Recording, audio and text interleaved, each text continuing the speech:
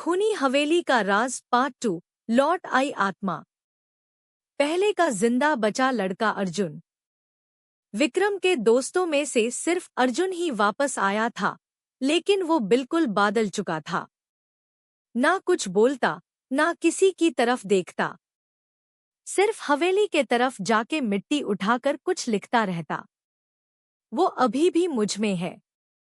लोगों ने समझा उसका दिमाग खराब हो गया है।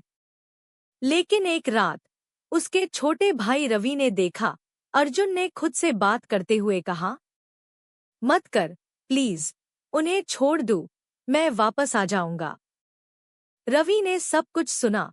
उस रात अर्जुन ने खुद को काट कर एक शब्द लिखा, प्रतिशोध, पुनर्जन्म के लिए प्रतिशोध।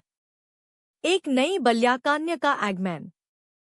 कुछ महीने बाद गांव में एक नई लड़की मीरा अपने परिवार के साथ आई। उसने गांव के स्कूल में एडमिशन लिया।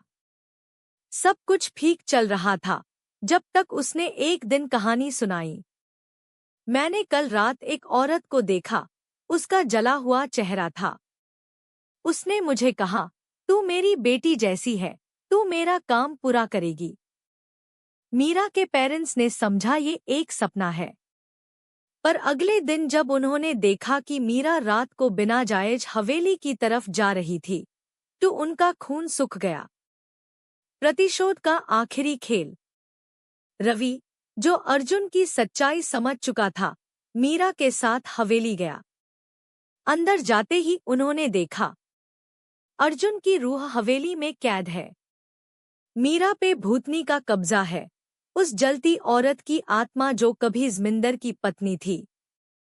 उस भूतनी ने बोला, ज़मिंदर तो मर गया, पर उसकी वंश अब भी जिंदा है।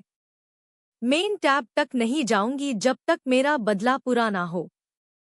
और फिर रवि के गले से एक ताबीज निकला, वो ही ताबीज जो कभी उसकी दादी ने दिया था। उसने वो ताबीज मीरा के हाथ में दिया और एक जोर का प्रकाश हुआ। क्या हुआ आखिर में? सुबह हवेली से सिर्फ रवि जिंदा निकला। मीरा कहीं नहीं थी। अर्जुन की लाश मिली, लेकिन उसके चेहरे पे शांति थी। उस रात के बाद हवेली हमेशा के लिए जल गई, लेकिन लोग कहते हैं, रात को अगर किसी नई लड़की ने उस मिति को छू दिया तो वो आत्मा वापस